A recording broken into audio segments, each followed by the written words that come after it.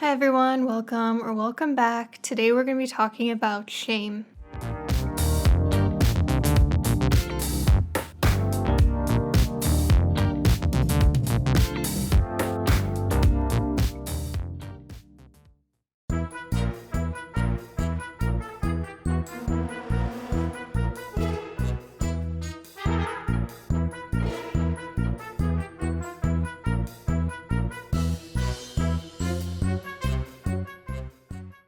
Every emotion serves a function. There is no bad emotion. My stance on this: emotions either fit the facts or they don't fit the facts. They're adaptive to act upon or they're not adaptive to act upon, and they're painful or pleasant, somewhere along that spectrum. However, shame is one of the worst emotions to have. And the reason for this is that, as Brené Brown, who's a leading researcher on shame, will say over and over again, it is correlated with a lot of really adverse psychological outcomes, such as addiction, depression, violence, aggression, bullying, eating disorders, perfectionism, and so on. Now, there are typically two schools of thought in how to define shame, and specifically people get guilt versus shame wrong. One school of thought is that guilt is when you do something that violates your moral code, and that shame is when you do something that you know will violate the moral code of other people, of the public, of people who are going to judge you. That is the DBT way of thinking about it. That's how Marsha Linehan conceptualizes it. She says that shame fits the facts of a situation if you will be rejected by a person or group you care about,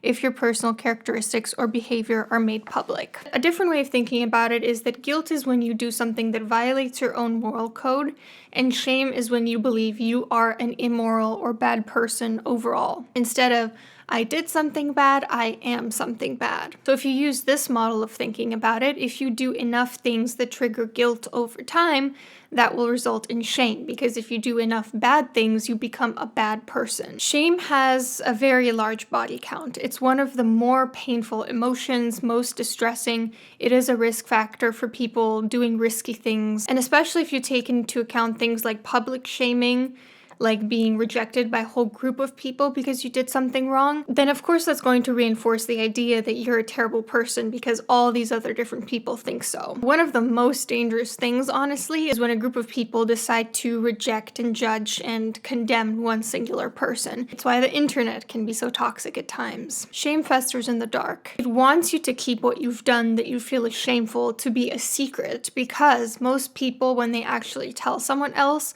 what they feel so ashamed about, they realize it's not that bad. Most people don't judge them as harshly as they think they will.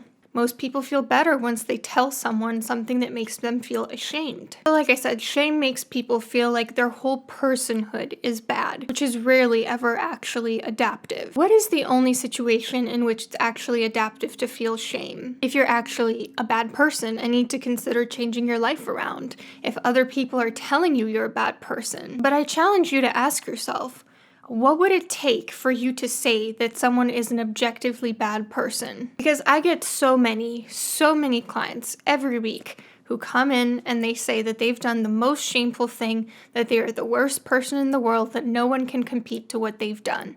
And everyone thinks this about what they themselves have done, not about what other people do.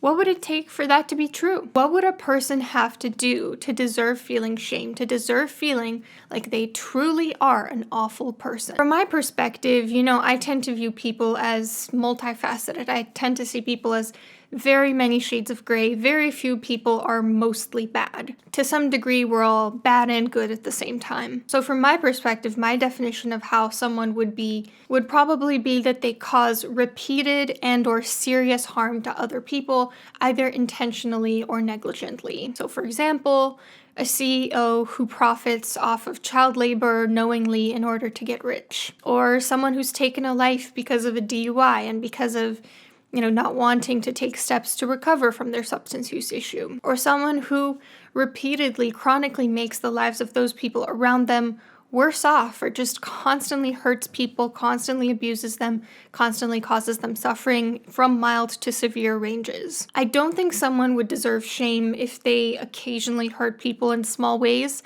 Like I said, I think we all do this to some extent, like not responding to your friend's text messages one week, or gossiping about someone. We all occasionally cause harm in minor ways to people. I also don't think someone who commits a victimless crime would be someone who deserves feeling ashamed. Like shoplifting. I don't think you should feel shame for shoplifting. Maybe guilt, maybe some remorse, but not shame. I don't think someone who unknowingly causes harm should feel shame. Now, yes, it's true, intentionality doesn't matter as much as the impact that you had upon another person. If you intended to or not, it still causes harm. But I do think intention matters when we're talking about shame. I think someone who intends to cause harm to other people is more righteous in feeling shame than someone who unintentionally caused harm. I don't think making one big fuck up in your life requires shame either. If it's like you're a loving partner, usually you cheat on your partner one time, I don't think you are intrinsically a bad person. I think you made a big mistake and you are not beyond repair. But what's your definition? Because, I'm giving here my subjective opinion. Where do you draw that line between someone does something bad versus someone is bad? At what point should someone feel shame and not guilt? Maybe put it in the comments. I know my definition is still kind of working itself out. And then, once you have that definition, I ask you, have you crossed that line? Because in most cases, the answer is no. Most people who feel shame have not done things that they themselves would say are shameworthy. Often, people whose shame meter is kind of broken have this issue because they were repeatedly shamed, either in childhood or in adulthood. In childhood is really when it gets ingrained in you, and they believe that because someone else repeatedly made them feel ashamed of who they are as a person, that everything they do is shameful and that they as a person suck. The antidote here, if you feel shame but it doesn't fit the facts of the situation because you haven't done anything worthy of making you feel ashamed, the answer here is self-compassion, acknowledging that you are human, that all humans deserve kindness and respect and dignity, even though they occasionally make mistakes and occasionally break their own moral code. And I have a whole bunch of videos on self-compassion if that's something you want to explore, if this is the situation that you're in. What if you actually have done those things? What if you actually have crossed that line to the point where you do think you deserve to feel ashamed of what you've done, of who you are as a person? What if you are a bad person? Then you have to come back to this idea that every emotion serves a function, and in this case, you have an opportunity to use your shame to better yourself as a person. The antidote to shame in that situation is accountability. How does accountability look to you? Again, I'm going to give an example of how it looks to me. To me, it looks like taking responsibility for what you're done, usually in the form of an apology, and then taking steps to make sure that this doesn't happen again. Taking action, actually repairing the situation. Correcting your behavior through proactive steps to make sure that your behavior doesn't happen again. Let me let you in on a little secret. Once you actually take accountability for what you've done, people are not going to be rushing out with pitchforks to still tear you down. Let's say that someone T-bones your car, apologizes immediately, profusely, takes full responsibility, gives you their insurance information, pays to have your car replaced. Would you still, when the two of you show up in court, start screaming at the top of your lungs because they made a mistake? Hopefully not, if you're an emotionally healthy person. Versus anytime like a celebrity denies or minimizes or excuses something hurtful that they've done, the entire internet causes a mob and signs petitions asking for their head because they want to put this person in their place because this person is not taking accountability. Honestly, the worst way to deal with shame is to try to bury what you've done, or to rage at people for pointing it out, or to try to deny it to yourself or to other people because it's too painful for you to sit with the discomfort. That's how you get narcissism, frankly. And that's how you're actually going to get people foaming at the mouth to make an example of you. Because people love to set an example, to establish this is our moral code and anyone who crosses it is going against us. And they also love to make an example of someone who triggers something they know is within themselves. Let's say that you say something inappropriate, they're going to try to tear you down because they know that they sometimes say things that are inappropriate. Shaming someone else is the one moment they can relinquish their own shame and have a bit of catharsis about the things they hate the most about themselves. If you truly are a bad person and deserve to feel ashamed, then change your behavior. Very few people are actually beyond redemption. Very few people are the Hitler or the Ted Bundy of the world. What would you need to do today, tomorrow, for the next year, for the next 5 years to be a good person in 5 years, in 10 years, in 20? How would you need to change your life around? What are the small steps that you could take today and every day so that in 5 years you're a completely different person who doesn't deserve feeling ashamed? How do you make sure that if you don't like who you are today, in 5 years you will be a completely different, better person? Because I'm guessing that simply wallowing in your shame won't actually make you a better person or make you feel any better about yourself. So why not do something that actually works? And also, I think an important part of taking accountability is not making other people responsible for your emotional pain when you're feeling ashamed. A lot of people will maybe apologize or sort of take accountability for something, but then they'll wallow in the self-pity, or they'll say, oh, I guess I'm just the worst person, or I guess everything that goes wrong is my fault, huh?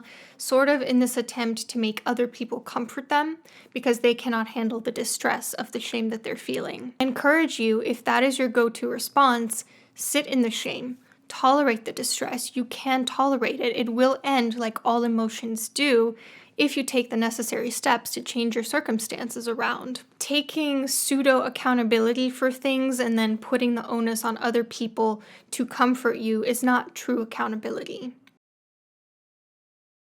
Something that I've been grappling with for the past month or so is I've been asking myself, Anna, how do you reconcile this Jungian philosophy that you have, that there exists good and bad within every person, with this idea that there exist bad people? Per my value system, I would say abusers or bad people objectively. How do you reconcile that dialectical approach with the condemnation of abusers? I keep coming back to something Lundy Bancroft, I believe, said in his book, which was that abusive people deserve the same amount of compassion as non-abusive people. No more, no less. Think about that for a moment. Abusive people deserve the same amount of compassion as non-abusive people. No more, no less. Even abusive people, who I personally would argue are bad people in the sense that they've done enough bad things that they as a person are now more bad than they are good. People who merit feeling ashamed of what they've done, who have crossed that line from somewhat bad to mostly bad, even they deserve compassion. Do you know why? Because holding someone accountable is not a hate crime. And because accountability and compassion are not contradictions. In fact, I do have abusive people in my life who I treat with kindness and dignity and respect, despite the fact that they haven't treated me or other people in that way. That's how actually a lot of therapy works. You don't always agree with what your clients bring into therapy. You might say, this is in complete contradiction with my value system, but you don't have to agree with it in order to give them kindness and respect and positive regard and to help them and to be empathically attuned with them. I may avoid the abusive people in my life like a hot potato. I might hold them accountable for what they say and do.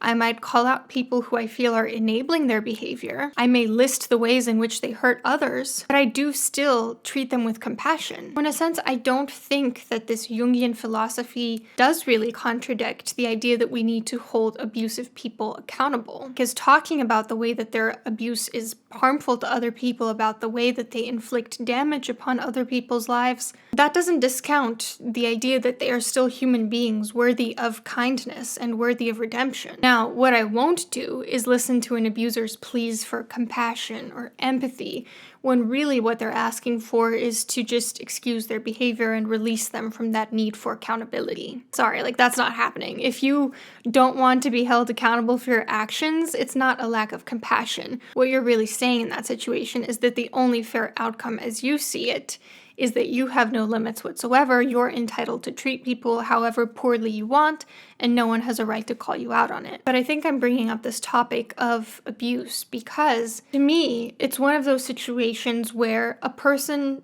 should merit feeling shame, should assess their own behavior and say, yes, I am objectively causing more net bad than net good. And even though you're going to see a lot of content on my channel and on the general internet saying that we should condemn abuse, if you are abusive, there is still a solution to that shame. you can change your behavior around, you can still treat yourself and be treated with compassion, and you can still take accountability and turn your life around. It's not a death sentence. Basically, what I'm trying to say is that in whatever situation you feel shame, whether it's warranted or not warranted, there is a solution, there is an antidote. And it usually involves compassion and/or accountability. So no matter how bad the thing is that you've done, maybe you're left with this video thinking, actually, what I did is actually not that bad. Or maybe you can finally look in the face that, yeah, you did do something bad. And there are solutions to that too. Thank you so much for watching.